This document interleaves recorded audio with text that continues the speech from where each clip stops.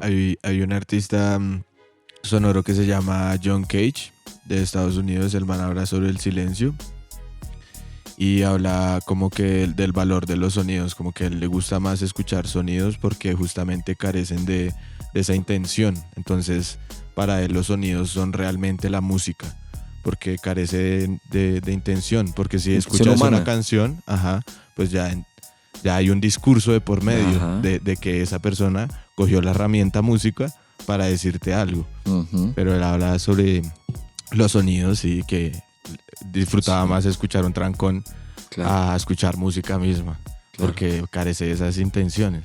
Entonces, Ujú. exacto, la herramienta en sí no tiene la culpa. Pero además hay otra cosa ahí. Yo estoy de acuerdo con esa posición de Cage. Ujú. No la he escuchado, pero está muy coherente.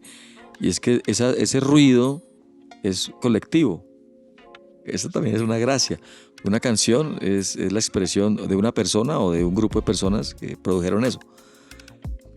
Pero el ruido de la calle es una creación colectiva, Ujú. sin una intención de dirección.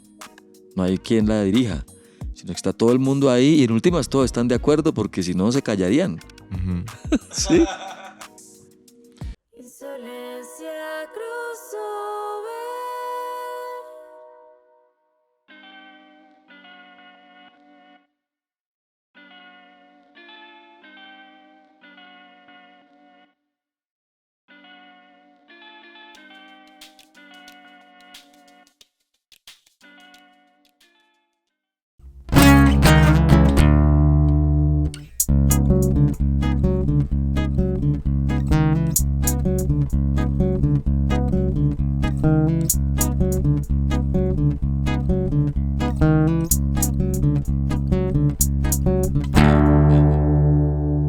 Mejor te va que no te acerques tanto, de pronto se te ponga el corazón rencoroso. Quédate pensando que yo soy un bicho hermoso, no quiero que me veas el lado flaco. Tengo agrieras en el pensamiento, náuseas en la conciencia. Puedo parecer nervioso, pero tengo mucho entrenamiento. No me busques, por favor. Ay, ay, ay. Mejor te va que no me esculques en los ojos, de pronto te enamoras de una falsa pista. Las naves mías no se ven a simple vista, no quiero que te estrelles con mi moto. Soy pirómano de bibliotecas, un traidor de los maestros.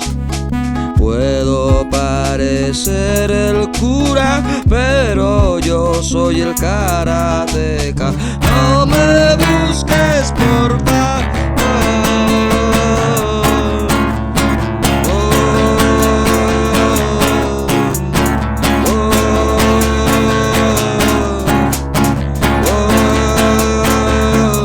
Yo aprendí poniendo el ojo, pero no hago lo que vi. Yo no copié del cuaderno, yo progresé en el rastrojo. La llave yo no la enseño, pero sí enseño la aldaba.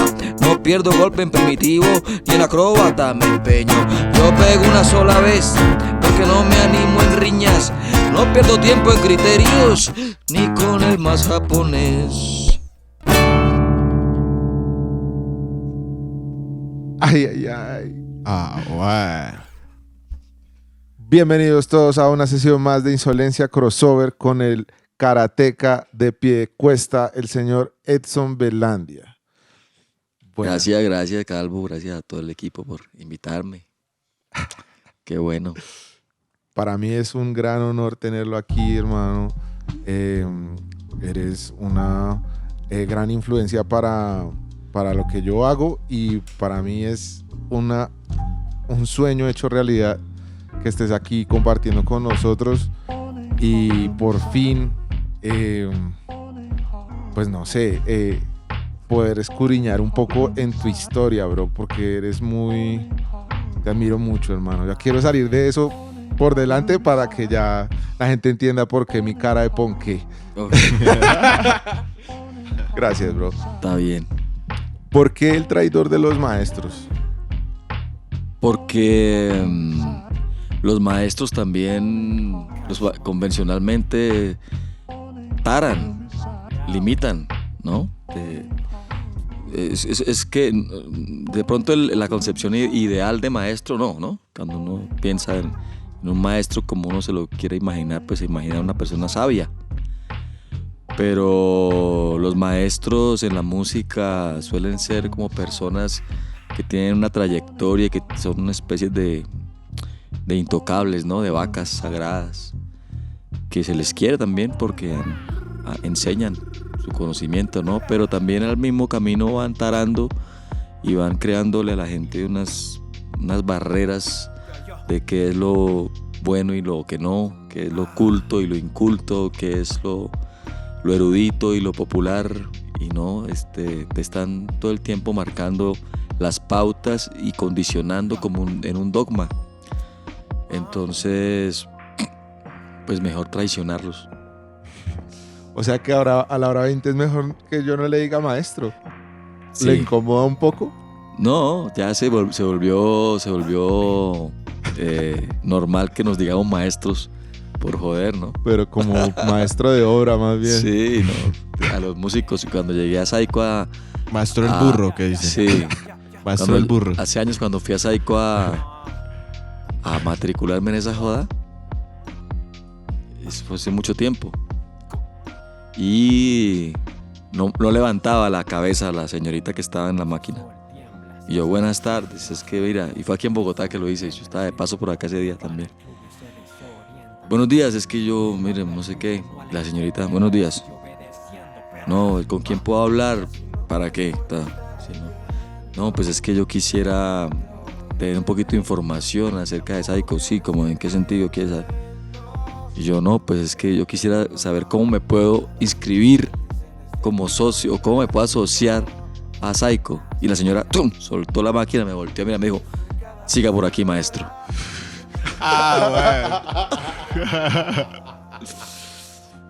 De una vez. Además, yo era un pelado, hermano. ¿A qué edad más o menos tú hiciste ese registro? Bueno, no, de pronto no tan chino, pero sí fue hace rato, ¿Sí? Hace rato. No tenía una sola cana todavía. Como para decir que me dijo maestro porque me dio cara de cucho, ¿no? Y una vez se metió en el papel, sí, maestro. Claro, no, rápido. Les llegó un cliente. Ajá. Nos llegó un marranito aquí que nos va a dejar la platica. Tal cual. ¿Cómo comenzó Edson Belandia? ¿Cómo fueron esos 90s en la música colombiana? ¿Cómo fue esas nuevas propuestas? Un tole antes, yo quiero ir un tole antes porque es que yo me imagino, yo quiero saber de su infancia un tole con su papá que es tan frito. Tuve el honor de conocerlo y es un personaje increíble. ¿Podría contarnos un poco de su papá y un poquito de cómo fue crecer como personaje así en la infancia?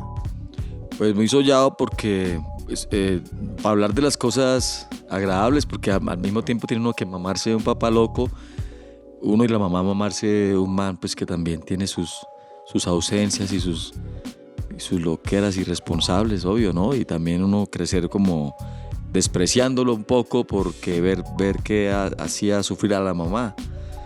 Y mi mamá aguantaba todo eso, pero también luego entender que el man, primero pues respondiendo a un esquema cultural clásico, ¿no? Que hasta ahora se cuestiona, que es la del macho. Que nunca fue un macho agresivo, afortunadamente. Eso alivia en algo. Pero es que más que un macho era un niño. Era un niño, no una niña. Que eso hubiera sido distinto de todas maneras, ¿no? Era un niño, hombre. Entonces, como niño hombre, pues tenía todos los permisos. Eso es tenaz. Entonces, en medio de las cosas malucas que hacían sufrir a mi madre por su bohemia, el hombre pues era muy creativo, muy soñado, muy de levantarse temprano todos los días a escribir en la máquina cuentos y vainas chistosas, porque todo era humor, ¿no? Todo era para hacer guiones para radio allá en Bucaramanga, para hacer skates, radionovelas cómicas, todo el tiempo, y eran libretos, torres de libretos, al lado y lado, era un loco, ¿no? Y sí, era como un Quijote, tipo que le gustaba la lectura, pero toda la lectura que leía era lectura curiosa, ¿no? Cero bestseller o cero literatura culta, nada que ver, ¿no? Novelas de vaqueros, también torres de novelas de vaqueros así, al lado de él, torres completas de novelitas chiquitas. Ah, esos libritos así Sí. verticales, Esos. súper apretaditos. Leía de eso todo, y cuando se encarretaba con una serie de libros los leía, no hacía más que leerlos, ¿no? Y así mismo escribía. Entonces yo todos los días me levantaba, me quedó el hábito de pararme a las 4 de la mañana, hasta siempre, no se me quita. Y yo me despertaba porque oía la música llanera que él ponía, que él es más de Villavicencio, santanderiano, llanero. Uy, hueputa, Entonces geniecito. ponía su música llanera en vinilo, Reinaldo Armas normalmente. Yo escuchaba esa música y me olía a cigarrillo y a tinto. Y escuchaba la máquina tic, tic, tic, todo el tiempo, ¿no? Siempre el man 3 cosas al tiempo, ¿no? Tic, tic, tic, tic, tic, y música. Tic, tic, tic. Yo me bajaba y el man me veía bajar y me leía lo que estaba escribiendo. Y si yo no me reía, borraba. Ah, qué chimba. Borraba de una. O me preguntaba cómo le parece y el man aceptaba mi criterio. Yo siendo un chino, yo decía, pues no me parece tan bueno porque creo que no, esto y esto. Y si él no estaba de acuerdo, defendía la idea. No, lo que pasa es que yo, bueno, listo. ¿Da? Una de las que defendió era que él venía a Sábados Felices a concursar en cuentachistes. Ajá. Y ahí ganó sus mejores monedas, las ganó en Sábados Felices. Ganó muchos programas. Gracias a eso tenemos casa, de hecho. Pues tienen casa los viejos.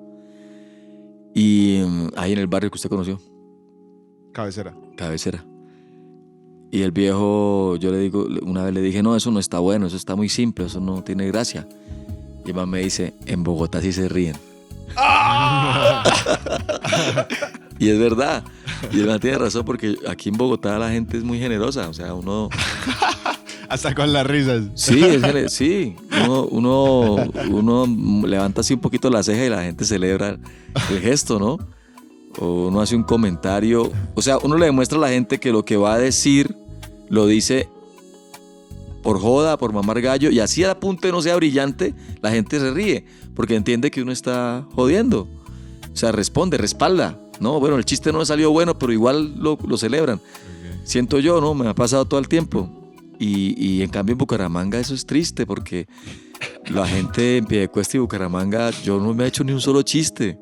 ¿Por qué? Porque no se van a reír. ¿A lo bien? No se van a reír. Y mi papá también me contaba eso. Yo lo tuve que vivir en carne propia, o lo tengo que vivir en carne propia, pero él me lo contó cuando yo era niño. Y él me decía que todos sus amigos de Sábados Felices, el Mocho Sánchez, Colavisa, el Flaco Agudelo, todos esos manes decían, el que haga reír a la gente de Santander tiene asegurado su carrera de humorista en Colombia. Decían aquí, no se ríen, no se puta. Y sí, es bravo. Entonces ahí le aprendí mucho al viejo, truquitos y cosas y gracia de arrima, ¿no? Y de ahí de pronto también un poco la manía a las historias, como a todas estas historias de personajes que cuentas en tus canciones. O esas historias las escuchaste o te las inventas, ¿cómo funciona? Sí, las esa escucho, cuestión? esos son puros... Ahí ya entran otros personajes, ¿no? Que son de ahí del barrio, del pueblo. Ujú. Que son gente muy interesante, muy sollada, que cuenta siempre cuentos locos, raros, de reírse, ¿no? Y tienen unas palabras en clave que solamente se entienden entre ellos, ¿no? No porque quieran tener un lenguaje encriptado, sino como todos los parches de amigos, hay una palabra que les detona un recuerdo por allá de algo y entre ellos se ríen, ¿no? Ujú. Igual, eso pasa allá. Entonces, yo muchas canciones las hago con ese lenguaje, o las hice. Y claro, ahí mismo en Bucaramanga ya no las entienden.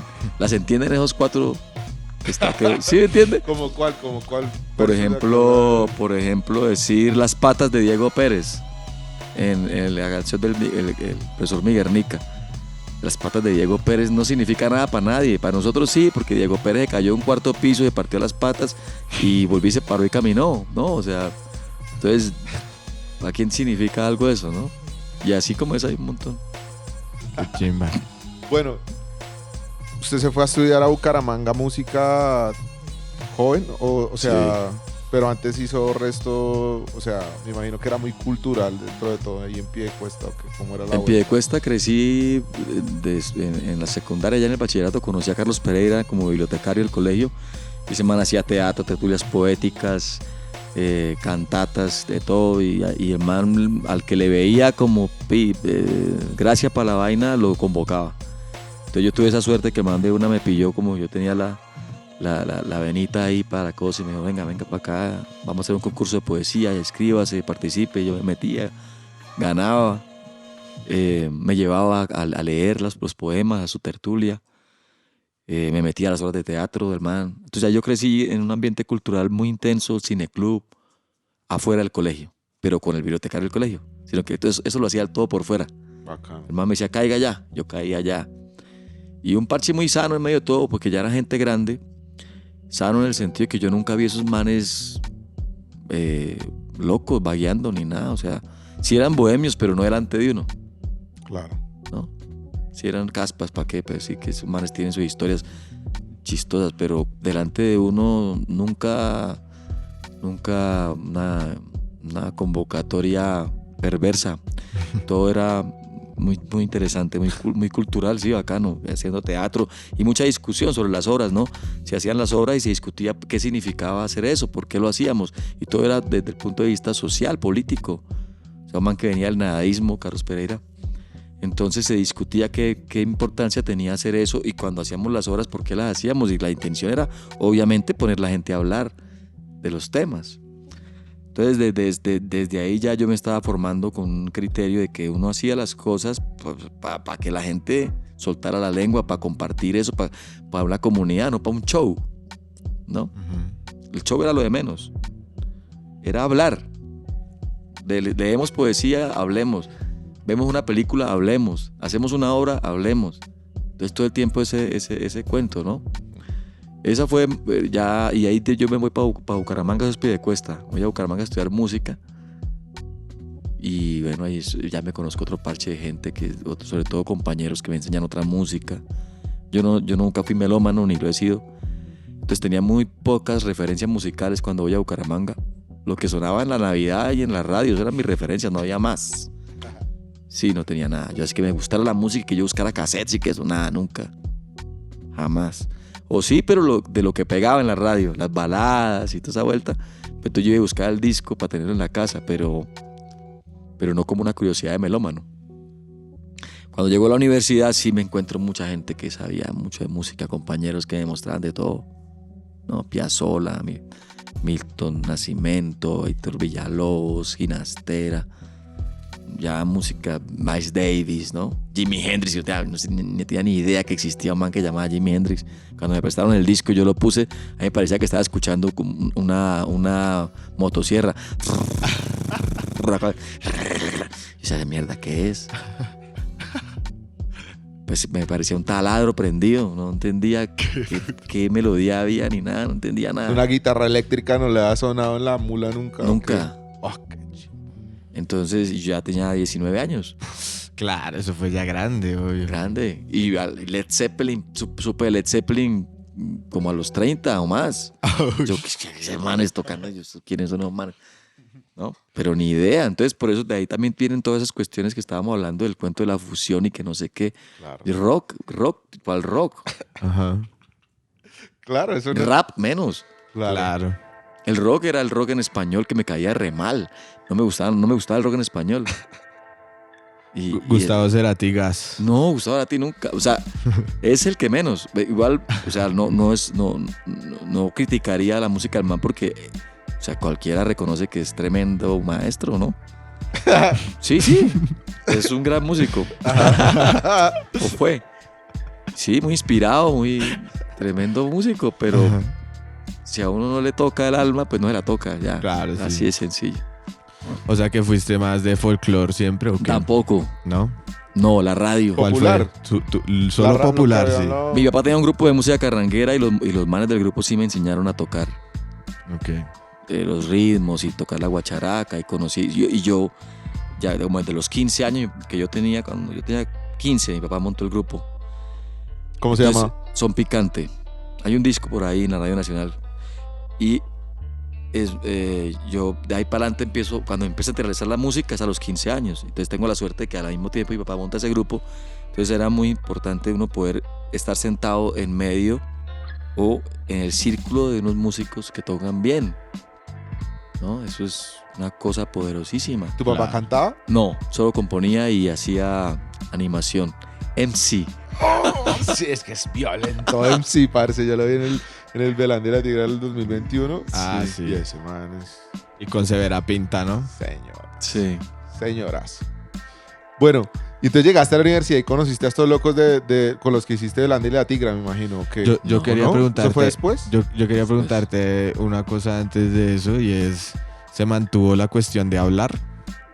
O sea, como que con esta gente nueva que conociste afuera, digamos, No. de tu tierra natal, ¿no se mantuvo el diálogo? No, eso se acabó. Se mantenía la conversa, pero la conversa estética, Ok, sí, ya histórica, como... de la sí, ya. historia de la música, que Claro, más académica. totalmente, ¿no? Ujú. Pero de hecho, a mí me tocó estudiar en la UNAP, que es privada, porque en la pública no había música. Entonces me tocó meterme a la privada. Y pues en la pública era donde se tocaban los temas.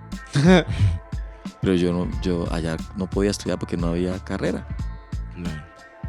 Entonces me tocó mamarme la universidad privada. Clásicas y... No, la música ¿Europea? clásica sí. Sí, la música clásica, claro. Europea. Y cero discusión respecto al contexto, al país, ¿no? Al por qué está correcto, porque nos enseñan esto. Sí, ¿no? ¿No? ¿Y qué significa? Pues claro, si tú estás haciendo una música inspirada en Europa y basada en Europa, ¿cuándo van a surgir las discusiones del contexto, de la ciudad, del Exacto. país? Ajá. ¿Por qué? ¿Para qué? Si además de entrada los maestros estaban instalando el paradigma de que la música buena era esa. Ujú. La de nosotros es una música popular. Primitiva, como si... Popular. Sí. Incluso un maestro se atrevía a decir música, mezzomúsica y música popular. Ah, O sea, la música popular no es música a secas, es como un nivel bajito. Y la mezzomúsica, música. sí, la mezzomúsica es como una que ni es erudita ni es popular, está navegando en la mitad, ¿no? Y con ínfulas de grandeza. Y la música, sin títulos, ni clásica ni contemporánea, no, música, Ajá. esa mierda, Sí. europea. Entonces, la instalada que le ponen en la cabeza a los estudiantes en la academia es burda, es fuerte, colonial totalmente. Sí, es Ahí complicado. la discusión se acabó. E igual es admirable, ¿no? Yo admiro mucho a los músicos que también se atreven a pasar por todo eso y son músicos que también, digamos, hoy en día, obviamente en mi época, hoy en día muchos músicos como Miguel que está acá en el set, digamos, que pasan igual por eso y por la academia y eso, pero con otra mentalidad también, ¿no? Como con otro fuego, digamos. Yo también peleé mucho con la academia, yo entré a música también en la universidad y sentía es como eso mismo que acabas de decir, como bueno, y mis vivencias y como el fuego interior de donde yo voy a sacar la leña para quemar acá en la música en donde está, güey. Si estoy aprendiéndome por allá, sí, o sea, sí, como que empecé a decir, no, la música para mí no viene de ahí. Entonces por eso pues me salí de música y pues hoy en día vivo de la música, curiosamente. Bien. Entonces, Mejor salirse. Pero a mí sí me sorprende. Yo veo realmente como la gente, como en la música comercial o lo que sea, la gente que vive mucho de la música, mucha gente no pasó por una academia de música. O sea, digamos, Isabel, weón, no estudió música. Estudió plástica. Estudió un arte, una humanidad, pero no estudió música. Y veo que a los músicos les pasa mucho esa, o sea, a los músicos como de conservatorio y esa vuelta, que les cuesta mucho como crear sus propias obras a veces, como que son muy buenos interpretando y se saben todas las pepas y no Exacto. fallan ni una, pero a la hora de decir, bueno, vamos a componer una canción, empiezan a salir con un poco de cosas que vamos a hacer un estilo, tirémonos un estilo Miles Davis, pero con un poquito de Monk y le metimos un no sé qué, o sea, de ellos no hay nada, de su sonido interior Eso, no les sale como una propuesta de decir, yo sueno así, parce. claro. tema. Bueno, ¿y qué? ¿Y cuándo coge para Bogotá, parce? ¿Acabó la universidad? ¿Sí se graduó de esa vuelta? Sí, me gradué por Honoris causa. O sea, si eres maestro. Eres Sí, el literal título maestro. mío es maestro de música. ¿Eres sí. LIC? ¿Ah? ¿LIC? ¿Lic? ¿Licenciado? Ah, licenciado. No, maestro de música. Solo maestro. Claro. Licenciado porque- el profe. Sí, el licenciado son los teachers. Yo a Bogotá cuando vengo, dices. Sí. Sí. En esa misma época la universidad, afortunadamente yo no me quedé solo con la universidad, sino que al tiempo hacía teatro afuera. Y ahí me conocí con los manes que mucho más adelante serían Cabuya. Ellos tampoco iban a la universidad, sino que los conocí en el grupo de teatro. Ujú. Y armamos una banda que se llamaba Santa Cruz. Y yo era el cantante. Y componía las canciones. ¿Eso está en internet? No, pero es malito. Eso no es tan chévere. Porque Pues es las canciones, las composiciones eran interesantes. Yo creo que eran buenas las canciones, pero el grupo en sí, que tocaban muy bien, todos eran monstruos para tocar. Había mucho eso que estás diciendo, ¿no? Como eso del funk con el latin y el tal, con el pan. Y yo con eso no conecté nunca, me tocaba cantar encima de eso. Y la voz mía no daba para eso. La voz mía no da y no para mamar gallo. Pero cantar uno encima de una banda así era bien raro, no pegaba. Yo escucho las grabaciones de esa época y no son buenas. La cantada está bien por debajo del nivel de algo respetable. pero igual tuvimos mucha escena en Bucaramanga. Y con ese grupo vinimos a Bogotá en el 95 a la Candelaria a celebrar los 35 años de la Candelaria, a los 30 años. Y ahí alternamos con Eddie Martínez, con el bloque de búsqueda y con otros grupos. En ese entonces el bloque de búsqueda era como la Biblia de la fusión. Y era como el grupo que la tendencia quería seguir, ¿no? Pero era fusión, era esa misma idea del rock. Latino. El rock con sancocho, ¿no? O el sancocho con rock. Ajá. Y pues ahí sí yo no me matriculé mucho. ¿Pero te gustó la ciudad o qué? Bogotá sí, me gustó, vine a pillar aquí, vi muchas cosas y me enamoré de Bogotá. Pero ahí mismo nos fuimos, fue una visita corta. Y luego sí, ya en la época después tuve otros grupos. Pero solo hasta que armamos Cabuya en el 2000, ya vinimos a Bogotá con fuerza, con contundencia. Ahí sí era distinto. ¿Te viniste para Bogotá? ¿Para qué lado, güey? Pero no a vivir, ¿no? Ok, solo como A tocar, a a tocar. tocar. Sí. Y como hay un video de las primeras cosas que yo vi que fue grabado ahí en galerías. ¿Tú vivías ahí? Pero eso es Belanda y la Tigra. Sí, no me adelanté mucho. Poquito, porque el Cabuya es del 2000 y Belanda y la Tigra 2007. Claro. ¿Y qué pasó en esos 7 años? ¿Cómo? O sea, Cabuya duró 6 años. Cabuya fue una 6, gonorrea. 7, Hay un sí. tema de Cabuya que es muy legendario. Pero también es muy caleto, ¿no? Como que solo está en YouTube. Está en YouTube y no lo subimos nosotros, no sé quién lo subió. Como hay unas disputas ahí de derechos, nunca nos pusimos de acuerdo quién puede subir eso y cómo se puede subir. Alguien lo subió, pero no sin consentimiento. Pero gracias. Pues, no, pero digo, no, los que subieron a YouTube todo bien. Pero en Spotify también hay unas cosas, pero ¿En serio? no son acordadas por la banda, ni están a nombre de la banda. Oh, mierda. Sí, Maldito. pasa, siempre pasa. Háblame de Amanecido. Amaneció. Amanecido. Amaneció. ¿De dónde salió esa tonada tan linda, güey? Tan... ¿Qué? Eso salió de... La historia es por una novia que tenía yo, pero que no éramos novios, sino ahí como unos afectos. Unos cariños. Sí, y entonces... Nada, la canción era como una manera de halagarla, a ver si de repente se consolidaba algo, pero no. La historia detrás de la canción es que no se consolidó nada. No funcionó, marica. No, La no canción le funcionó. asustó. No, qué gonorrea. No sé, no sé qué pasó. Yo no sé. No, Ah, qué no pegó la canción, no fue por la canción, no fue que no ayudara, sino que ya no había por dónde crecer esa vaina. Esa es la historia de la canción y de la letra y del ritmo. Es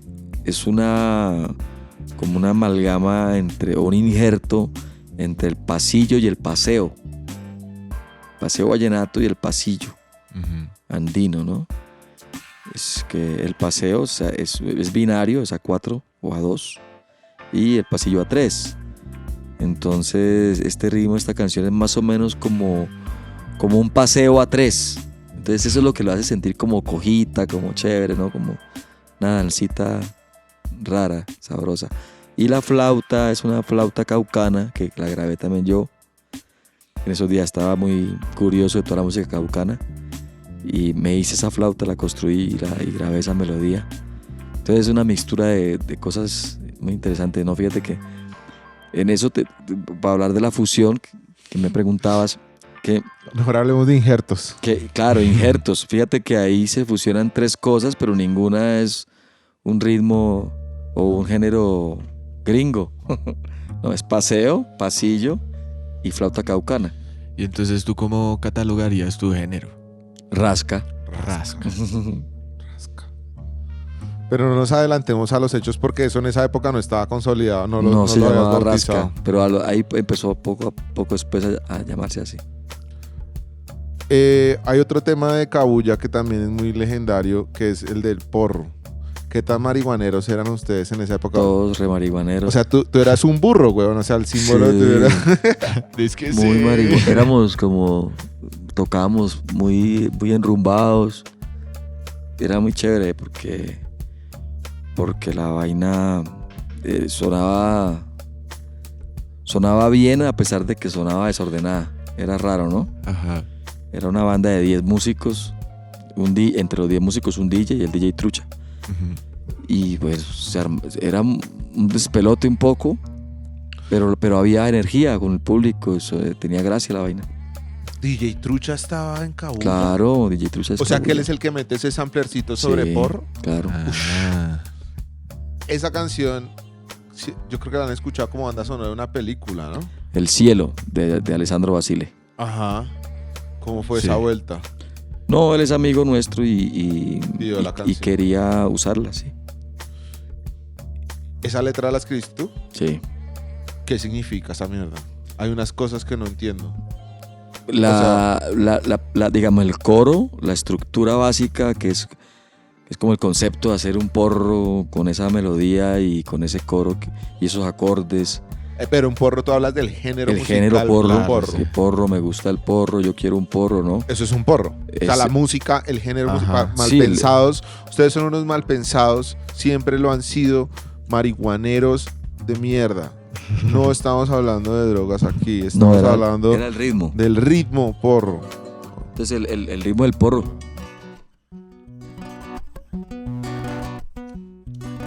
No, está desafinada porque le cambié las cuerdas, apenas no voy a ponerme a afinarla. ¿No?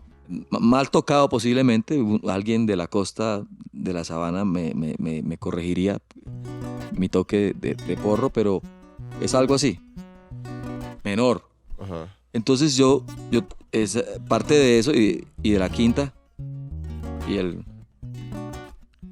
y de esa frase, oro por el porro, lloro por el poporo, corro delante del toro, sangre no quiero ver, oro por el porro y lloro por el poporo, corro delante del toro, sangre no y porro, me gusta el porro.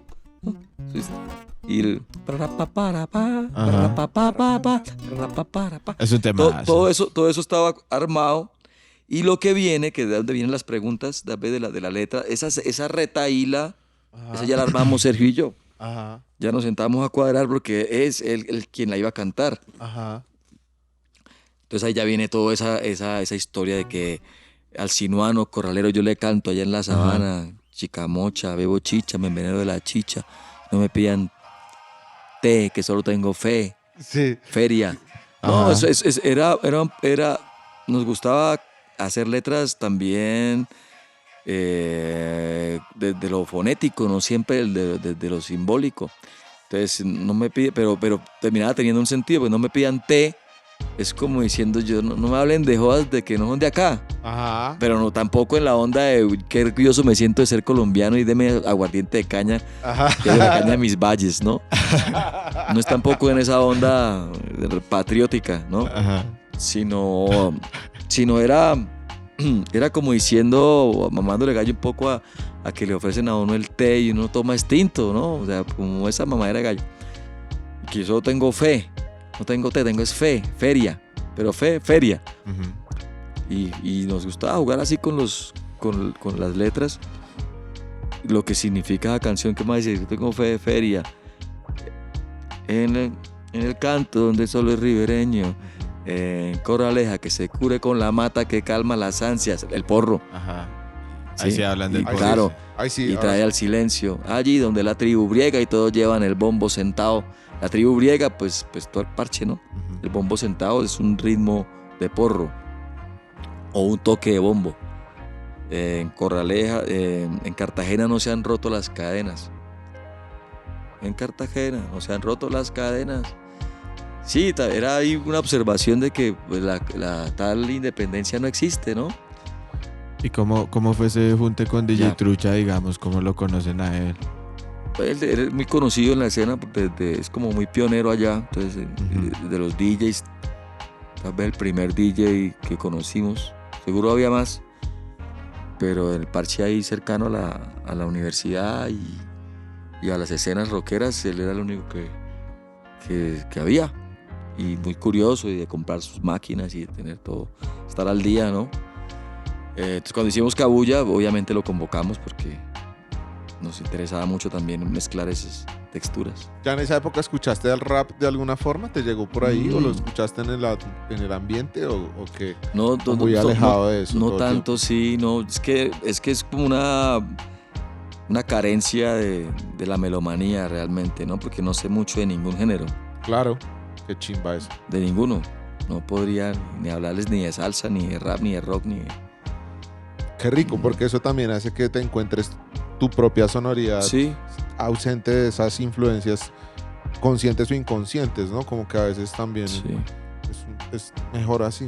Pues a mí me yo gusta soy mucho la- partidario de eso. Sí, También, no, pues. yo me gozo mucho, no soy melómano, como se entiende melómano, que es una persona que colecciona, escudriña, estudia y cuando se encarreta y se pone a mirar una sola vaina y la estudia, ¿no? Y escucha mucho eso, ¿no? A mí no me pasa, pero sí tengo mucha disposición a disfrutar lo que me muestran, ¿no? Entonces ahí lo que están poniendo ustedes de fondo, o sea, seguramente en mi casa nunca voy a poner eso, pero si me lo muestran ustedes, yo lo disfruto Todo y es hasta producido por él. me puede influenciar al punto de que, bacano usar un beat, ¿no? De repente que suene así y puede que no te llame así, oye, mándame lo que quiero volver a escuchar. No, sino que me quedo con la referencia en la cabeza Y lo utiliza. y hago otra cosa que no se parece ni cinco, Ajá. pero que partió de allá. Ajá, ajá. Entonces, de esa manera me ha funcionado mucho la escucha y las buenas referencias de los amigos. Claro. Disfruto mucho la música que me muestran. Me todos. imagino que así mismo también, por eso mismo también fuiste curioso con de pronto algunos instrumentos, como decías ahorita, de la flauta y eso. Sí. Como sí. que llegaste también a instrumentos y los volviste tuyos, y como que los volviste. Sí, también como siempre me ha gustado es escudriñar mucho en las músicas, en la sencillez de la música. Entonces estudiaba la flauta caucana porque quería entender por qué había tanta magia en esa música, tanta fuerza, por qué generaba eso, ¿no?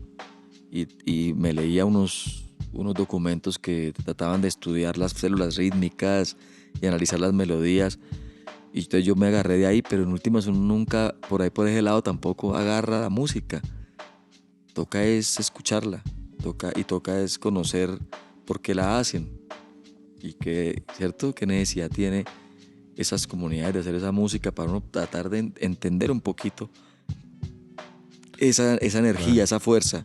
Entonces a mí, digamos que todo el rollo de la antropología y como me hecho mofa con la antropología, es porque yo siento que uno, la primera instancia que tiene uno cuando le interesa una música, por ejemplo, digamos, esa música indígena, es ir y conseguir la flauta. O si le gusta la música de gaita, entonces compra la maraca y la gaita. Y si le gusta la del Pacífico, entonces compra la marimba. Y yo siento que la música no está ahí, la música está en otra cosa. Esos son los instrumentos que, Claro. ok, dan un color que sí, indudablemente no lo da otro instrumento. No puedes reemplazar la marimba por una guitarra. La marimba, la marimba. Ajá. Pero toda la ceremonialidad que hay ahí, toda la ritualidad que hay ahí, toda la importancia histórica, Claro. cultural, social, no la vas a reconocer en esas escalas. O sea, tiene uno que convivir con esas comunidades si quiere un poquito conocer y tener la suerte de que le compartan. Entonces lo que uno realmente, si quiere conocer un poquito para que luego uno, a mi modo de ver, la gracia viene cuando uno dice, ¿eso en qué se parece a lo que yo soy? Allá en Piedecuesta, en un pueblo donde, ¿cuáles son mis ceremonias? La Navidad, el matrimonio, el bautizo, el sepelio, ¿no? El coro de la iglesia, la fiesta de chinos el viernes, la miniteca. ¿Cuáles son nuestras ceremonias y de qué manera nosotros nos parecemos a eso que hacen otras culturas, otras comunidades?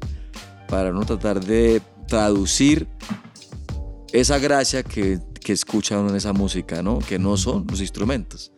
Claro. Es para qué lo hacen, por qué Sí. lo hacen.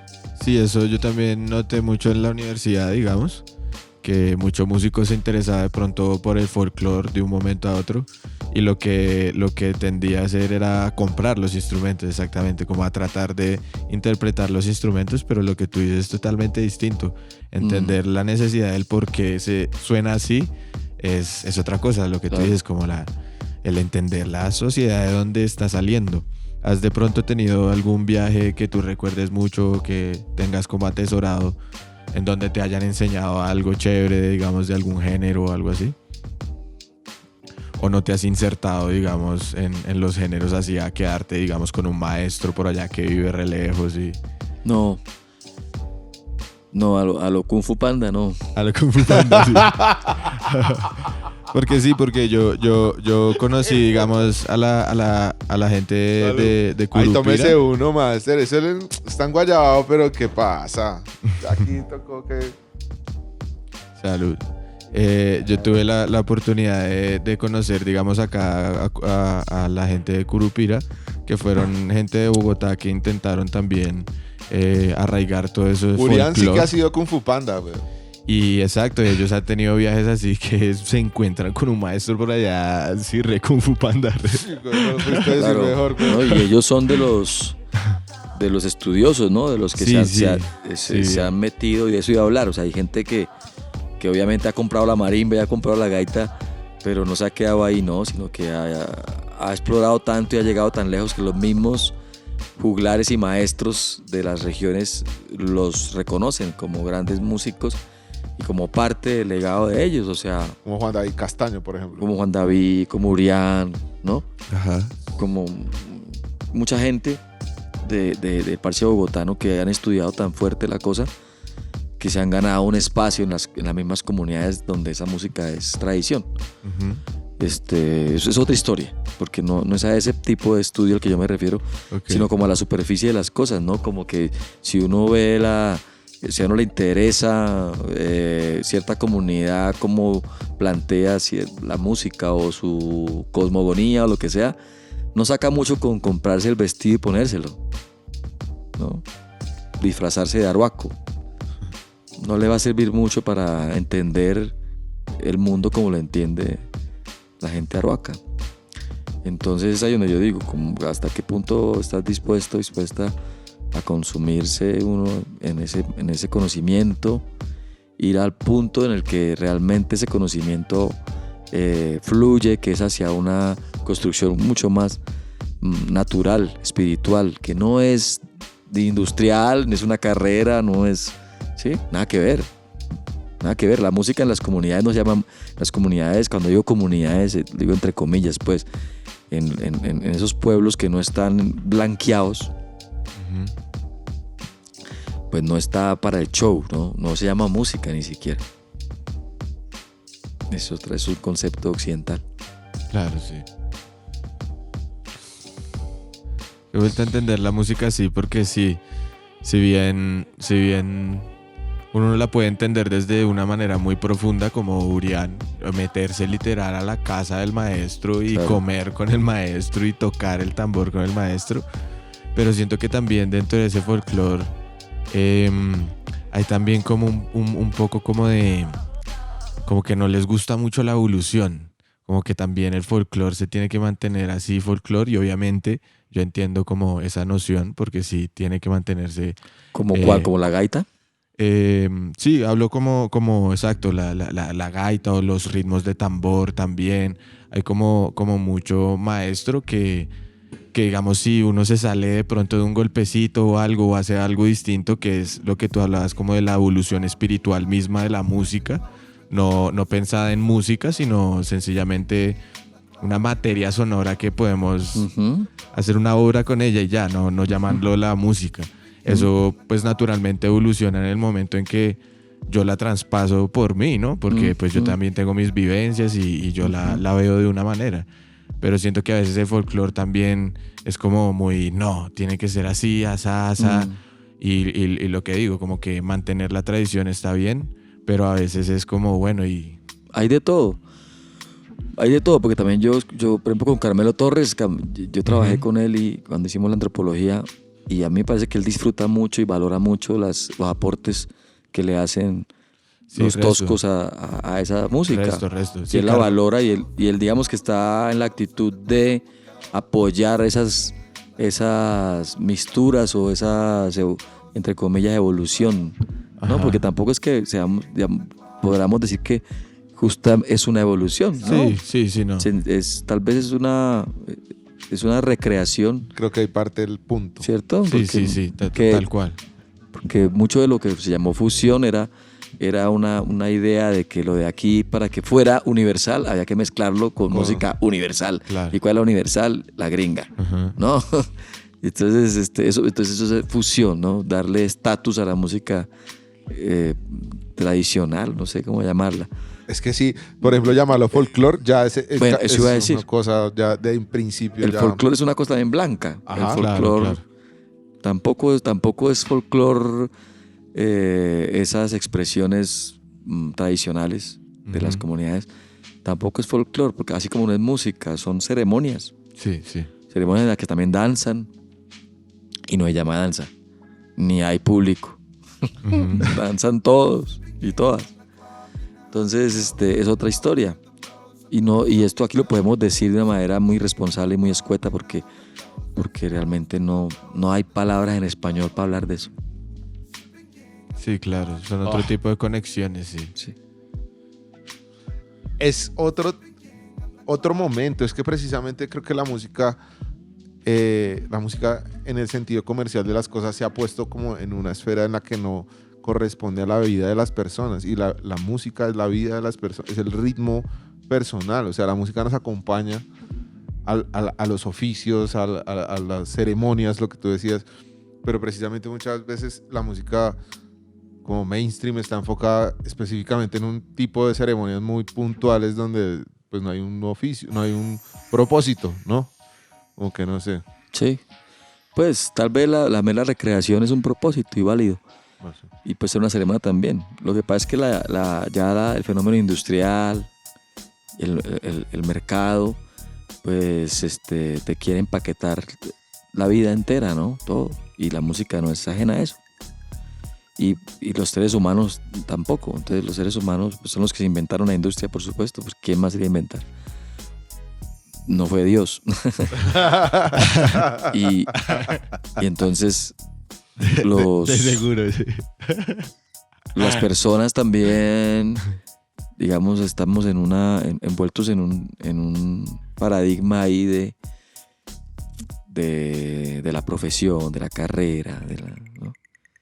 De los premios, de de la industria, de vender, de tener un reconocimiento cada vez más amplio. No importa, a veces no se sabe ni por qué, ¿no?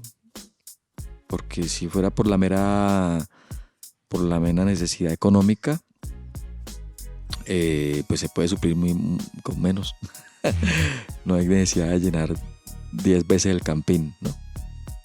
Pero pues ese es el mundo del mercado, y pues el mercado va a echar mano de todo. Si puede vender el viento, lo vende, y de hecho lo venden. Entonces, pues, eso es otra historia. Si la música no tiene la culpa.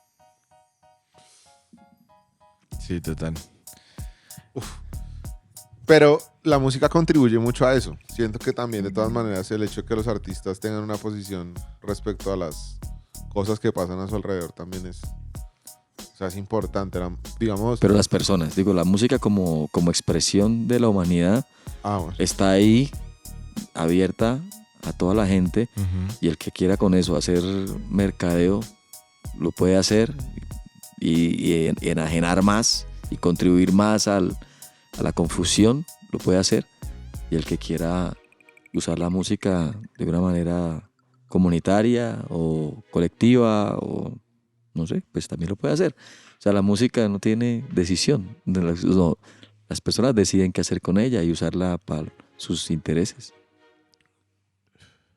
Claro. Hay un artista sonoro que se llama John Cage, de Estados Unidos. El man habla sobre el silencio y habla como que del valor de los sonidos, como que a él le gusta más escuchar sonidos porque justamente carecen de esa intención. Entonces, para él los sonidos son realmente la música, porque carece de intención. Porque si escuchas una canción, pues ya hay un discurso de por medio de que esa persona cogió la herramienta música para decirte algo. Pero él habla sobre los sonidos y que disfrutaba más escuchar un trancón a escuchar música misma, porque carece de esas intenciones. Entonces, exacto, la herramienta en sí no tiene la culpa. Pero además hay otra cosa ahí. Yo estoy de acuerdo con esa posición de Cage. No la he escuchado, pero está muy coherente. Y es que ese ruido es colectivo. Eso también es una gracia.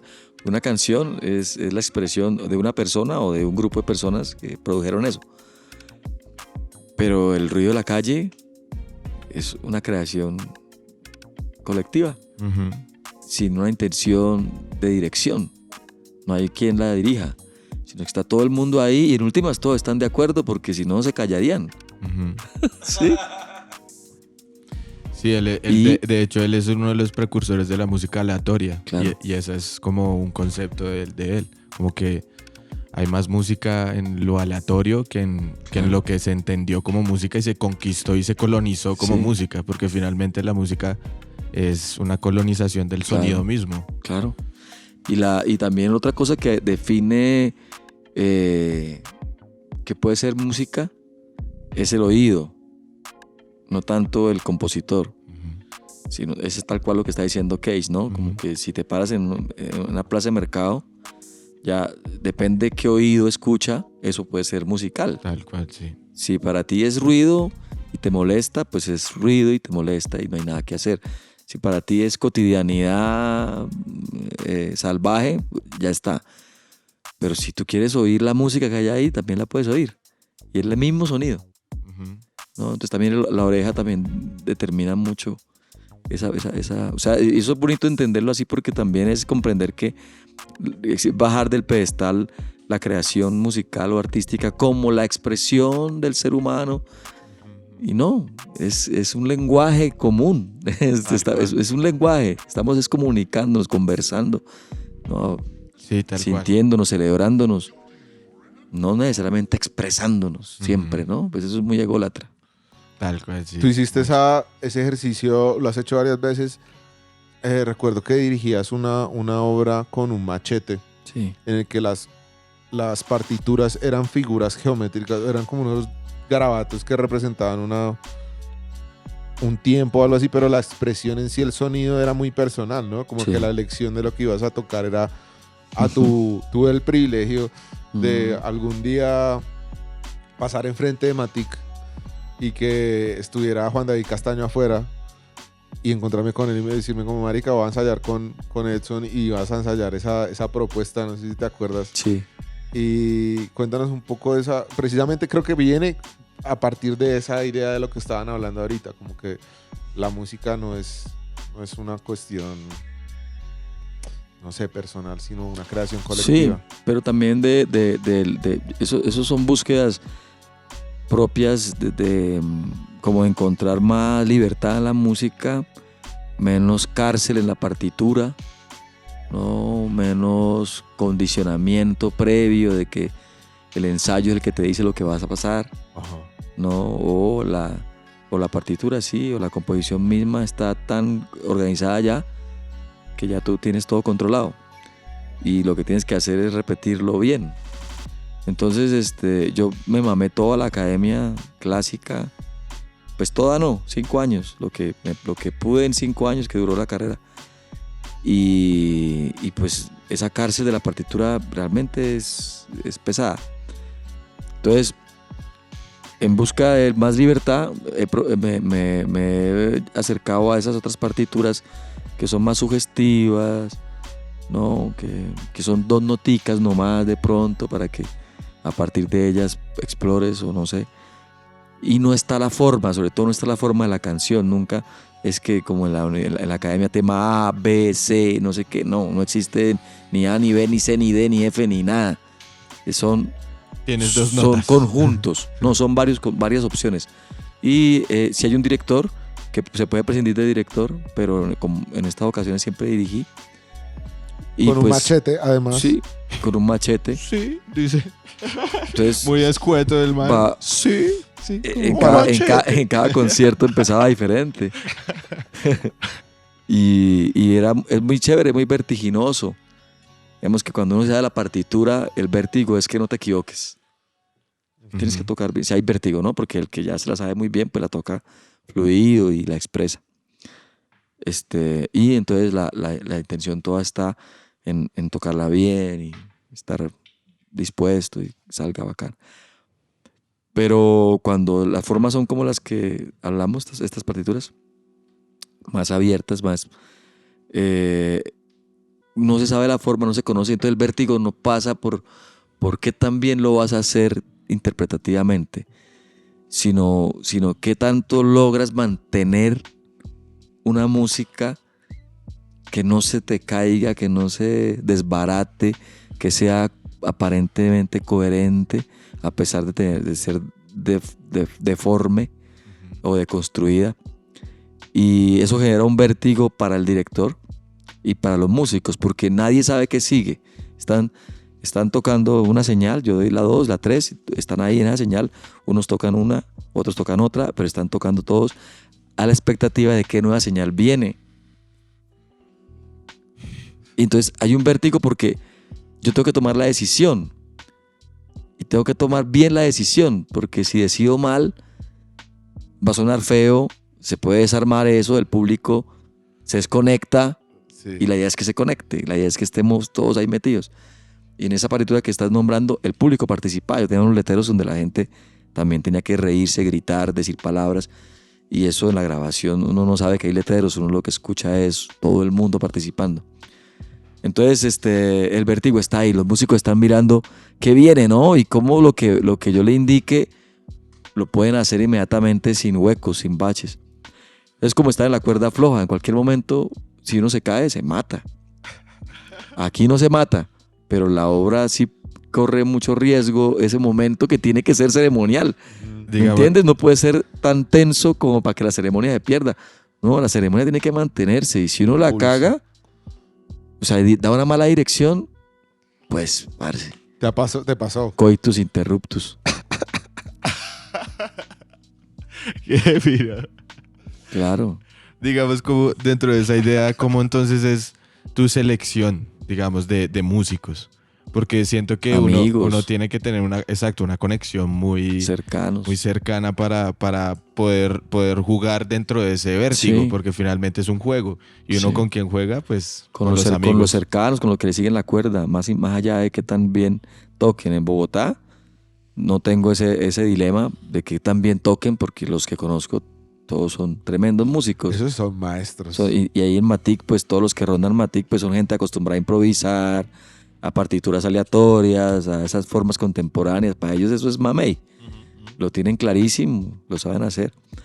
Entonces, bien, pero en Piedecuesta lo he hecho con la banda de músicos de Piedecuesta, que es la banda tradicional, que no tocan nada contemporáneo, ni jazz, ni están acostumbrados a eso, pero tienen curiosidad y saben que cuando yo les llevo algo y les propongo algo, saben que es serio, pues que yo no voy a perder el tiempo allá, ni hacerles perder el tiempo, sino que nos vamos a meter en una joda sollada y que va a sonar bacano y que nos va a dejar felices, pues.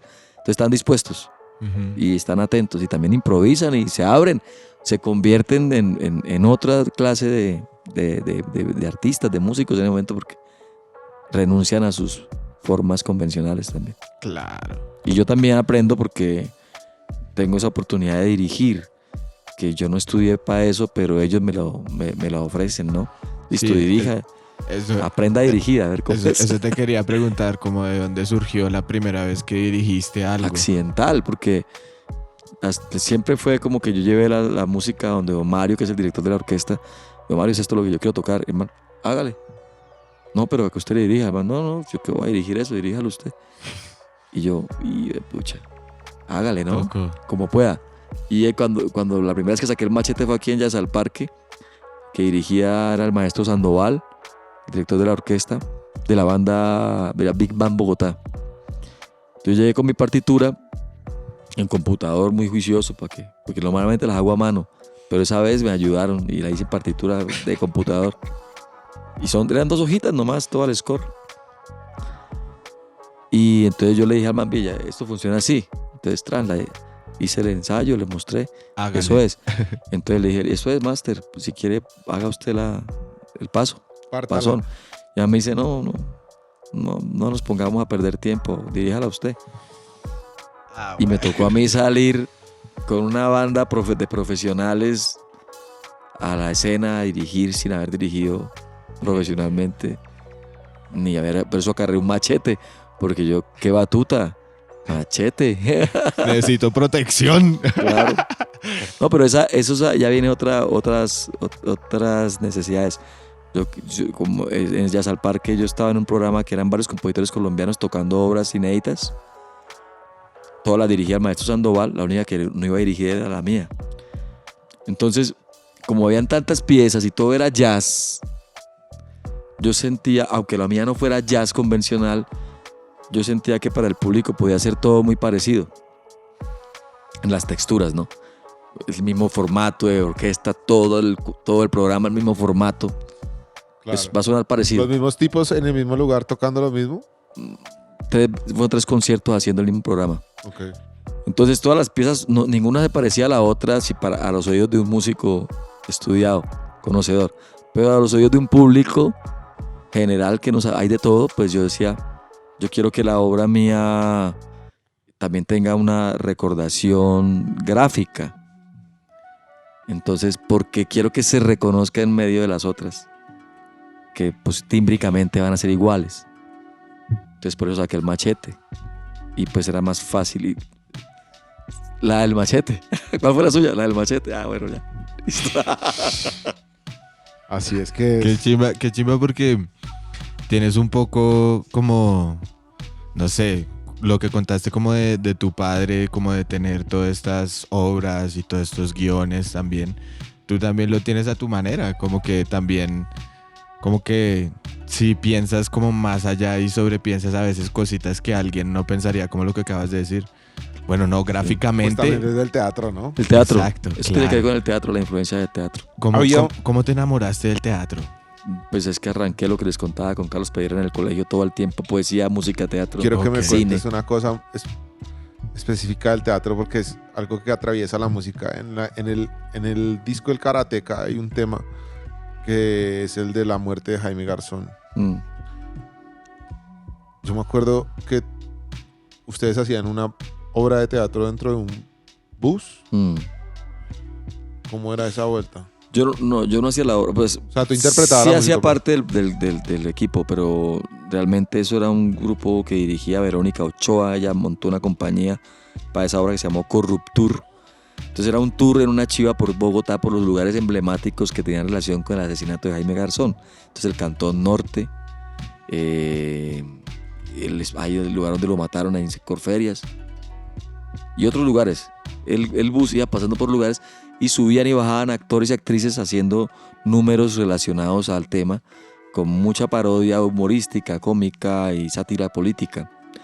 Y uno de esos que se subía, ella me comisionó, ¿cómo se dice? Me delegó a hacer una canción.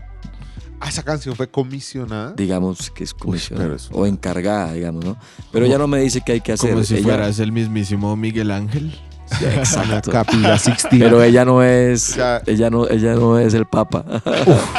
Pero es una obra maestra. Entonces, ella me pedía solamente que haga una canción sobre Jaime Garzón, relacionada con Jaime Garzón, pero no me dice nada más. No me No te dio la no me condiciona. escena. Si no, no me condiciona, me dice lo que quieras. Entonces yo escogí contar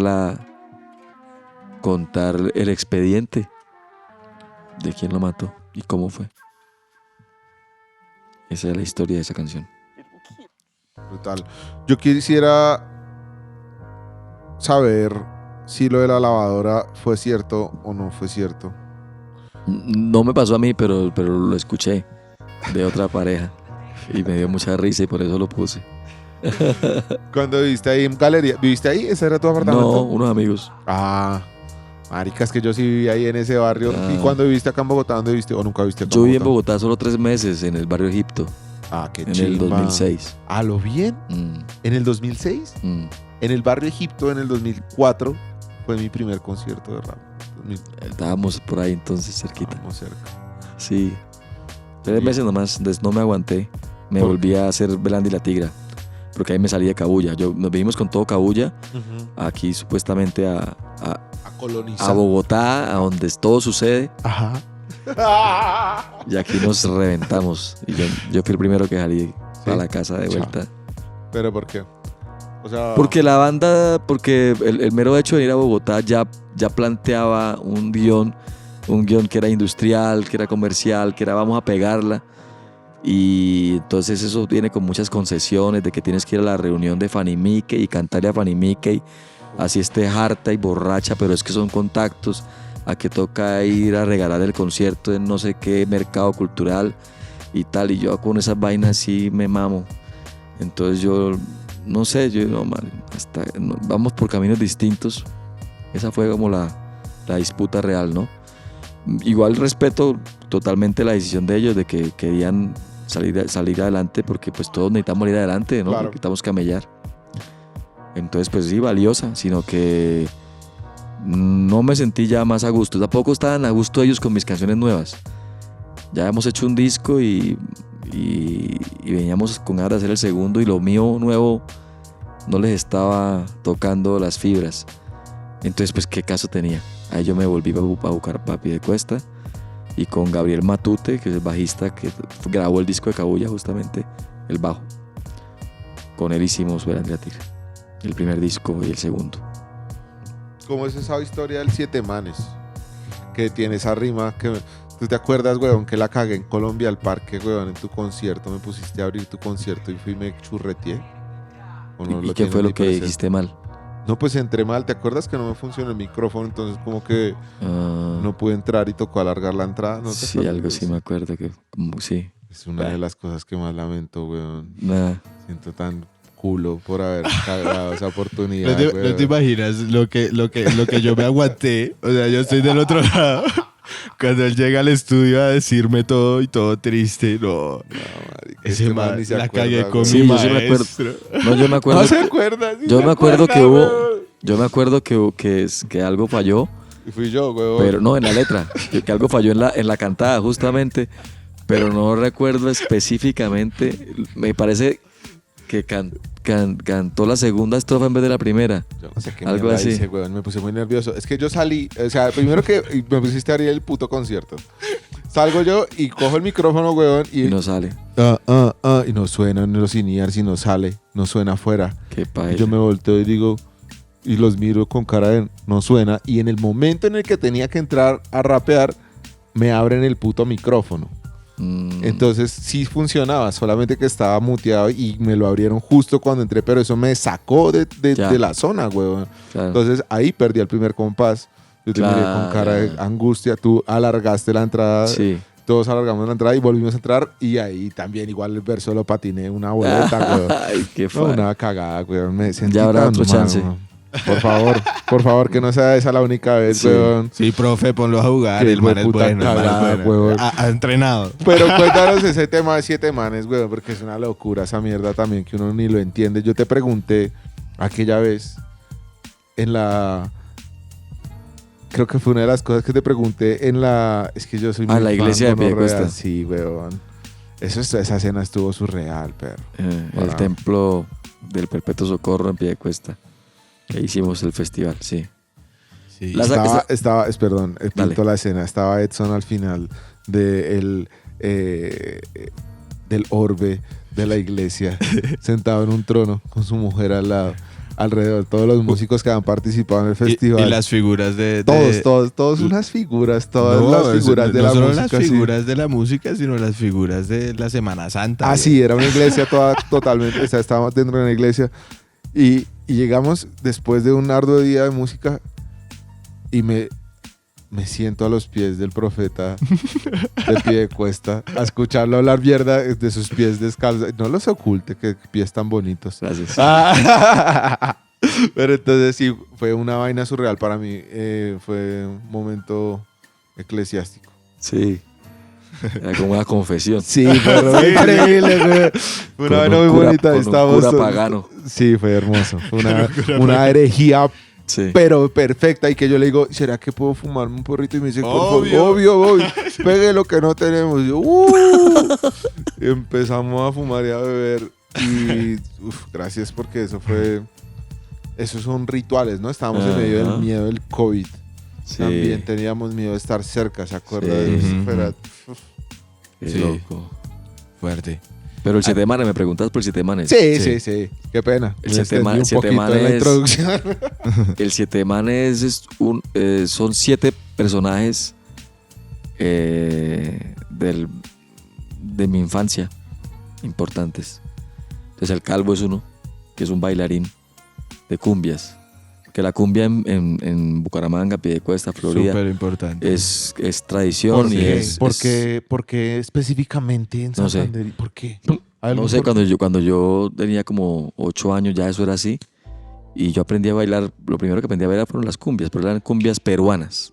Exacto, es una cumbia Turu, rarísima. tu, tu, tu, Es una turu, tu, cumbia tu, que tu, no tu, es tu, colombiana. No, allá siempre fueron las peruanas. Después, ya con mucho tiempo después, fueron las argentinas. Pero Y el- son y- y peruanas el o son bailecito. argentinas. ¿Tú sabes Sí. hacer el bailecito de la Sí, cumbia? no, son unos bailes acrobáticos. Y hay concursos de baile. Acrobático. Hay concursos de baile. Y entonces el Calvo era uno de los duros. O sea, el vecino nuestro. Y ese man siempre ganaba.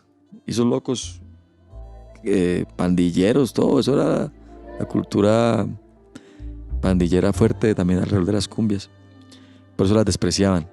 Hoy en día todo el mundo en Bucaramanga Se cumbiotizó. se convietizó, todos los gomelos también, porque el Bucaramanga quedó campeón. Y entonces, Se compraron su camiseta, sí, ahora sí. entonces ahora bailan cumbia y es cool bailar, hacer el baile cumbia, pero poquita. 1 o 2 y ya volvamos a lo que estábamos. Pero poquito. Pero ya luego Bad Bunny. Sí, cualquier joda. Entonces, el Calvo es uno, y yo ahí lo nombro, el inventor de casi todos los mejores pasos, dice la canción. Claro. Entonces, yo soy el Calvo. Entonces, la canción lo que dice es que yo soy todos manes, como que son mis héroes del barrio, ¿no? El otro es La Garza, que es el bombardero de la municipal, un man que llegó a Selección Colombia prejuvenil, pero que no pasó más. Pero era un futbolista muy, pucha, era vecino ahí del lado. Conejo, gran pintor, el creador de las telas, ¿no? Campero, un man que fue soldado en el páramo de Santurbán. Y entonces el man también en la calle, pues, para las que sea, ¿no? Entonces, pues la canción dice: el que quiera entrenar conmigo, que quiera probar conmigo, tendría que entrenarse en páramo, porque el man se entrenó allá duro con el ejército. El otro es el tigre, es el hijo, yo soy el tigre y me dicen Barbao. El tigre es el hijo del Barbao y el Barbao era el dueño de la empresa donde mi papá trabajaba pintando carros. Era pintor de las latas de los carros, como latonero y pintor. Entonces yo nunca conocía al Barbao ni al tigre. Era un cuento porque llamaba, no, que el Barbao y nombraba al Barbao y no, ¿cómo culo Vale, será el pero- Barbao? Y cuando el Barbao, no, ¿y qué pasó con el Barbao? No, y el Barbao no fue esto, fue el tigre, el hijo, que era el otro patrón. Y mi papá hablaba muy bien de ellos, eran como buenos patrones. Pero entonces lo lindo es que yo no sabía quiénes eran, ni cómo era la cara, ni nada. Yo cuando le llegaba el almuerzo a mi papá a la empresa, yo decía, ¿quién será el Barbao? Papá me dijo, ese que está allá. Era el man, era calvo, pero cucho. Y lejos de espalda, ese es el Barbao. Y el tigre no vino hoy. Entonces son personajes fantasmales de la infancia que guardan cariño para mí porque le daban trabajo a mi papá y mi papá los quería, no eran malos jefes. Y el otro es el vengador de los chipchas. Vengador de los chipchas es el tío, el hermano menor de mi hermana, de mi papá. Mi tío tenía la buena costumbre de asaltar bancos. ¿Qué? Era un forajido, un vaquero de los que le Un gustaba. a tu bandolero. hermano. Y el man decía, tu papá. sobrino, pero yo nunca le he quitado un peso a nadie, ni le quitaría a nadie un peso. Yo robo los bancos porque los bancos roban al pueblo. Y el man se robaba bancos. ¿Cómo? Ya lo mataron al tío. En la cárcel lo mataron. Y hubo una demanda al Estado y tuvieron que indemnizar al muerto. Y el man una vez me dijo, tío, sobrino, ¿usted se acuerda? Yo tengo un negocio más y me salgo de esta vaina, ¿no? Siempre el cuento, ¿no? Ujú. La última y nos vamos. Ujú. El de Pirnos. Y dijo, ¿usted se acuerda que los españoles vinieron aquí y nos robaron todo el oro? Yo, claro, tío, yo me lo voy a traer. Ah, ¿Y se fue de internaco? Y ahí lo cogieron preso. Pero el man quería irse para España a robar oro. ¿qué? Guay. Ese era el cuento del man, ir a robar el oro. Entonces, pues yo soy... ¿Y el man era asaltante de bancos? O sea, ¿el man llegaba así contando me robé tal banco y tal? ¿O cómo era la vuelta? Claro, con otros manes, tenía su bandola. Y sí, hacían todo un operativo y compraban vigilante y lo que tuviera que hacer. Hacían un operativo, llegaban, entraban, se llevaban la plata. ¿Pero cogían de quieto o se metían a las bóvedas y las No, abrían? de quieto. Ah, gonorrea. De quieto, saquen la plata y los empleados saquen la plata. Y bueno, pues en eso era muy peligroso. Por En allá en esas Santander. mataron a muchos y no, aquí en Bogotá. ¿En Bogotá? Ellos son de acá, ellos vivían acá. Mierda. Ellos son santandereanos también, pero mis tíos y todo, pero... ¿De la banda de los santanderianos? ¿Cómo? Nada. Bueno, de la banda de los santanderianos, que hay una banda de Bogotá Sí. que es de los santanderianos. Bueno, mucho respeto para todos los que están por ahí robando bancos. Está bueno.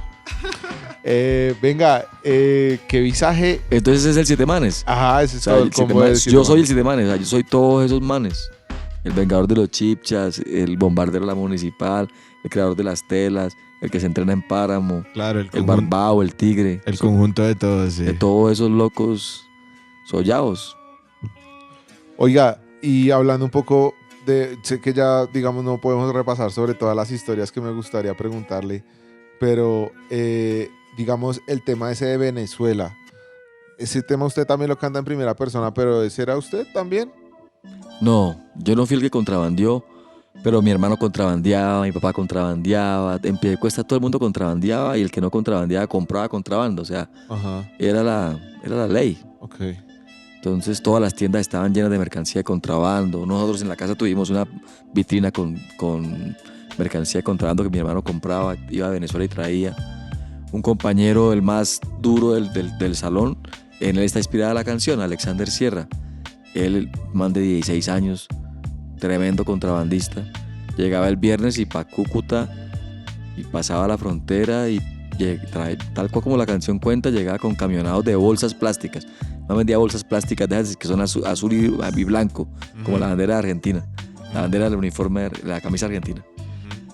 Él vendía era eso. Y el marica a los 16 años, ese man ya era un fumador de una caja al día, de 20 cigarros o más.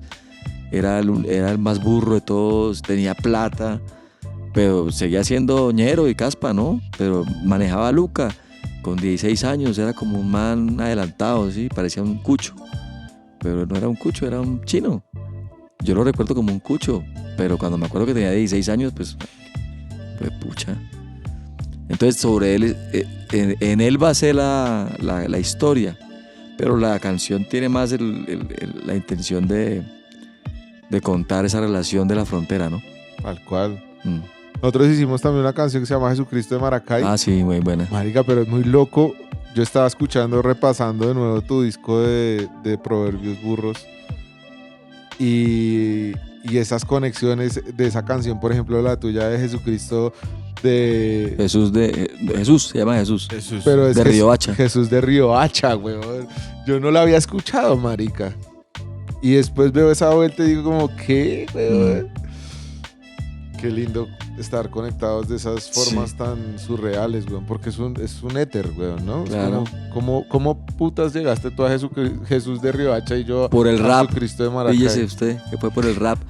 Porque bueno, a mí siempre me ha interesado la figura de Jesús y he hecho muchas metáforas al respecto, pero he usado muchas imágenes cristianas.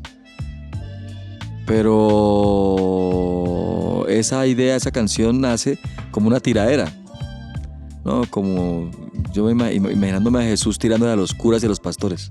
Tal cual, eso mismo Esa es. eso misma mierda pensé yo, como qué hipócrita es la gente católica que rechaza a los inmigrantes, que rechaza a los pobres, que es toda elitista y toda Sí. cula. O sea, ¿cómo putas pueden ser así si el tipo que ustedes siguen era precisamente un inmigrante palestino, weón? O sea, ¿qué puta mierda está pasando en el mundo, weón? ¿Cómo los católicos no están parándose duro por Palestina, weón? Es No, una se locura. paran, pero por Israel. Sí, qué chupones, ¿no? Yo no sabía eso, güey. Tuve una discusión horrible con un primo que es todo cristiano. Y yo le decía, papi, parezco más católico yo, weón, diciéndote que Jesucristo era de Nazaret, weón. ¿Cómo vas a estar a favor de la gente que está matando a los primogénitos de nuevo, weón?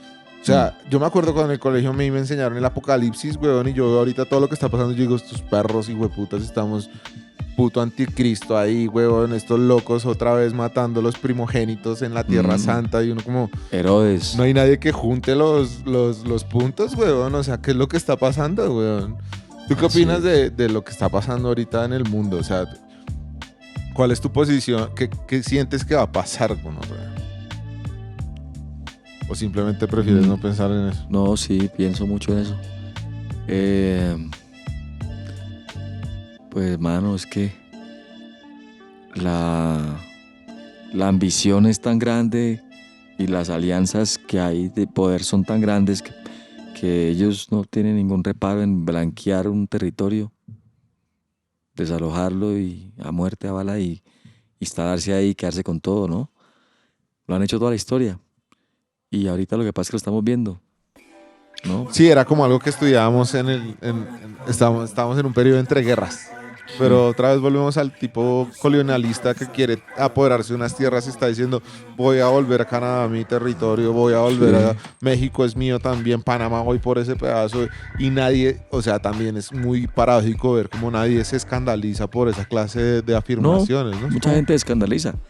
Pero Lo que no, pasa los es que mainstream, como que o sea, los medios, la manera en que lo informan es como Trump ha ya. dicho que, como a lo Ah, normal, sí. como, él dicho que quiere reclamar el mercado, el canal de Panamá, porque normal. O sea, como si fuera algo que estuviera normal decirlo, marica. Pues esos son las estrategias de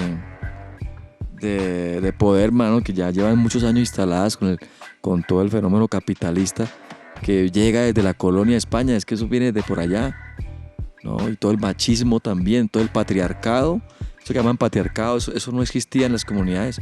Los estudiosos no lo han podido detectar. El patriarcado es una vaina que llega con la colonia, el sesgo de género, hombre-mujer. Eso viene con la colonia. Aquí no está claro que aquí en estas comunidades fuera tan cerrado ese criterio de masculino-femenino, ¿no? Eso estaba abierto. Entonces llegan, instalan eso y viene una horda desde entonces de individualizar a las personas, de que cada quien en su nicho, la familia es una institución perversa, ¿no? Por la Sagrada Familia. Todo ese cuento es como una manera de que aparentemente unir, que la familia unida, lo que están haciendo es desunir la comunidad, ¿no? Y hay muchos planteamientos al respecto, porque ahí entran temas jodidos como el aborto, porque para poder entender el aborto también se estudian las comunidades, cómo lo plantean, las comunidades indígenas, por ejemplo. Entonces el aborto es una conquista del feminismo, pero a su vez otras hordas de feminismo, también lo cuestionan, y desde el indigenismo se cuestiona porque el aborto tiene como necesidad la decisión individual de la persona que aborta. Ese es como el primer punto, ¿no? Yo tengo derecho a decir sobre mi cuerpo, es cierto, pero las comunidades dicen no solamente uno tiene derecho a decir sobre su cuerpo, porque somos comunidad. Entonces, ¿por qué una persona tiene que decidir que tiene que renunciar a su hijo? Porque no lo va a poder cuidar. Pero es que ¿quién dijo que lo tenía que cuidar sola? ¿Por qué no está la comunidad cuidando? ¿Por qué las madres están solas? Entonces es un cuestionamiento que habla, tratar de responder la pregunta y encontrar razones, es ¿por qué no somos una comunidad que se opone a esa barbarie? Porque es problema de los que están interesados en el problema, ¿cierto? ¿Por qué nos vendieron ese cuento de que nosotros tenemos decisiones individuales y que cada quien tiene que decidir si es que nosotros somos un colectivo? Y la decisión que yo tome, no la tomo solo. Tengo que consultar, así de hacer los gremios de música también, ¿no? Y de todo, o sea, como Dios mío, que es lo mejor, ¿no? Entonces, esto que está pasando ahorita, pues es un deterioro ya, me parece a mí top, y también los astrólogos o los astrónomos o los místicos están planteando como que esta ya es como una temporada o un gran periodo de crisis, super crisis, de la que tendremos que entrar en una nueva era, ojalá, ¿no? Pero pues yo no sé si creer desde ese punto de vista, pero lo que sí es cierto es que esto es una llegada crónica de todo ese pensamiento patriarcal, capitalista, de desmembrar la comunidad. Al desmembrarse la comunidad, la gente no reclama por los muertos que no son propios. ¿Ves? Entonces es más difícil, es más fácil separar la gente. Es más fácil dominar si no hay una comunidad que reclame. Eso es lo que... Qué vuelta. Lo que acabas de tocar es súper sensible, weón, y áspero que lo hayas tocado de esa manera, porque hay un punto muy válido, ¿no? Dentro de la cuestión de cómo ese singular pertenece a una comunidad al fin y al cabo, ¿no? Creo que el gran punto es fortalecer su comunidad cercana y trabajar fuertemente con su comunidad cercana, porque finalmente ese es el núcleo de lo que, claro, los que reviran. de lo que sostiene usted. Pero cuando tú tienes sentido comunitario y cuidas tu comunidad cercana, no tienes que irte para Palestina, no es el cuento, pero cuando entiendes qué es comunidad, puedes entender la importancia de manifestarte en contra del genocidio en Palestina. Claro. Y la comunidad lo entiende, y no pasa como nos ha pasado en la biblioteca en La Bellecera, que sacamos la bandera de Palestina y al otro día hay posts y cosas diciendo que somos pro-terroristas. Es que eso ¿no? es una vaina. Entonces, ¿por qué la comunidad no entiende eso? La misma propia comunidad, porque no está clara en que lo que está sucediendo allá es contra una comunidad. Exactamente, es ponerse a favor de una comunidad que podría ser cualquiera de nosotros en un tiempo muy corto. Es si que nos somos ponemos- nosotros. No o sea, podríamos ser. Somos nosotros, porque en Colombia las cifras nuestras son Pues, peores que las de Palestina. Las cifras de muertos de nosotros son peores que las de Palestina. De asesinatos del Estado. Bueno, sí. Y en América Latina, Colombia, nadie le llega ni a los tobillos en cifras de violencia, de violencia política, de guerra política. Ningún país. El escándalo más grande lo ha hecho Argentina, que tiene 30.000 desaparecidos. Colombia tiene 200.000 mal contados. El escándalo que ha hecho Chile por la dictadura de Pinochet, que tiene 3.000 desaparecidos al lado de Colombia, que solamente los falsos positivos Son 6.402. Confirmados. Casi 3 veces confirmados. Muertos, casi porque 3 los veces desaparecidos son otros son 10.000, otros. como... Entonces nos pasa a nosotros. Sí. Sí, es muy loco eso, ¿no? También, ¿no? Como que uno logra como hasta a veces empatizar más con lo que está pasando en otro lado Afuera, inconscientemente, weón. Porque también Porque ya siento que es más fácil, naturalizó también lo que está pasando acá adentro, ¿no? Como que dentro de Claro.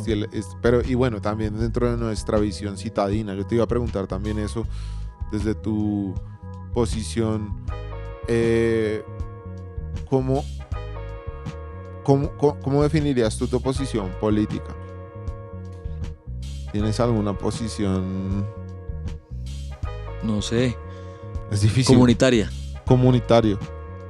Sí, yo creo en la comunidad, yo creo en los parches, en los equipos, en los grupos, en lo colectivo.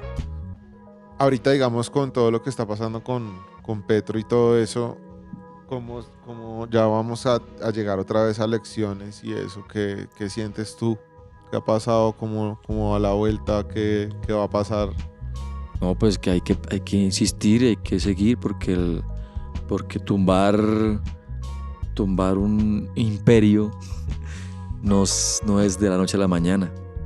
Y pues eso es un imperio, Colombia es un imperio, unas castas blancas, bogotanas y payanesas y paisas que dominan el territorio y lo violentan y lo explotan y lo saquean. Entonces parar con eso pues es una cosa que requiere mucho tiempo si no se quiere hacer drásticamente, porque claro, pues si la gente espera que un presidente sea un todopoderoso, ¿no? Como si pudiera hacerlo, como si pudiera decir, listo, se acaba esto y se acaba esto y se acaba esto. No se puede, tendría que ser un dictador. Tendría que ser una revolución que se monta como en Cuba, que saca a los otros, chao, y pone las reglas otra vez de cero. Mientras eso no pase, toca pasar por el Congreso, toca pasar por elecciones, toca pasar por Y todas este man vainas. está haciendo todo el curso. A mí me parece que el man es todo juicioso con la vaina. Y, No, o sea, ese- tiene otros caminos No, menos ese man democráticos. el curso ya lo hizo desde los 15 años. Está demostrando que entiende y que es capaz de sostener un país a pesar de semejante oposición tan violenta, de semejante movimiento en contra de la reforma, en contra de todo. Y el país no se ha ido al carajo, al contrario, tiene índices positivos. Todos, huevón. Está Entonces- re bien. Como entonces- nunca antes, huevón. Entonces lo que hay que hacer es insistir y uno no tiene que volverse un politiquero, ni hacer campaña, ni meterse... No, cada quien en su área, ¿cierto? Así como uno no tiene por qué irse hasta Palestina, puede hacer mucho por Palestina si trabaja en su comunidad, porque es sembrar lo comunitario para que haya conciencia, para que se entienda, para que nosotros podamos comprender esos fenómenos y no nos enajenemos todos de la misma barbarie, de la misma miseria, ¿cierto? Entonces, asimismo, uno no tiene que ir a meterse allá a hacer campaña al pacto histórico ni nada. Si uno trabaja en la comunidad y trabaja porque esa comunidad comprenda, para que esos procesos políticos, que son una de las cosas que hay que hacer, tienen que mantenerse y tienen que ser honestos y limpios y científicos y humanitarios. Pero si la gente no lo entiende, pues entonces eso se puede caer muy rápido, muy fácil, facilísimo. Así que hay que trabajar es ahí donde uno tiene injerencia, porque no es más. Tanto como decir que política línea tiene uno como que liberal, progresista, tal, no sé. Pues... Pero yo- que más política yo- que la que acabas de Sí, no sabría qué. describir. Ujú. Total. Que también va a lo que tú decías de que la gente como que se siente más afectada por las cosas que pasan afuera también, como que Pero ¿quién más se siente fácil. afectada por Palestina? O sea, cuando No, decimos siente- la gente de Colombia, no la que no los se afecta por conocidos. Palestina tampoco se afecta por lo de acá. O sea, es como que es lo A lo- mismo. Sí, Porque a los de exacto. Palestina son terroristas y los de acá son guerrilleros. Exacto, a lo, Entonces que, toca matarlos a todos. a lo que voy es Lo que que, dicen ellos. que en las redes y todas estas calumnias que a veces pasan alrededor Sí. del mundo, como que suele haber un trending de cuando pasa algo, todo el mundo como que empieza a postear de la cosa y la vaina, pero más allá de entender exacto qué es lo que está pasando, es el trending. ¿Y como por qué? sí. Porque es más fácil, porque está afuera, porque en sí no puedo cogerlo y de pronto hacer algo para ayudar. Claro, cuando miro yo acá y digo, bueno, en mi país hay estos mismos problemas y peores, ya recae en mí en, bueno, ¿y qué estoy haciendo? Porque es que es mi país, estoy ya en el territorio y puedo, ¿qué hago? Entonces, lo que tú dices, reforzar mi grupo, reforzar mi comunidad y empezar a crear comunidad y ser conscientes de que en comunidad Y, pues hacer- somos y mejores. y ni siquiera desde el liderazgo, como decir reforzar y fortalecer, sino hacer parte. Ujú, ujú. Hacer parte es bastante, ¿no? Que si hay que arreglar la carretera, uno esté ahí, y si hay que ir a pelear el acueducto, uno esté ahí, ¿no? Y no es uno el que lo lidera necesariamente, pero hay que estar, hay que ser comunidad. Y eso es una cosa también de pico y pala, no tanto escritorio, ni de discurso, hay que estar ahí trabajando.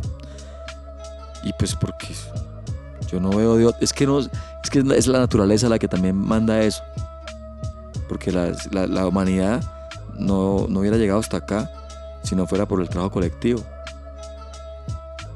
O sea, naturalmente, a pesar de toda esa imposición patriarcal, capitalista, enajenante, industrial, todo eso, a pesar de todo feudalismo tan hijo de puta que hay, la sociedad es colectiva.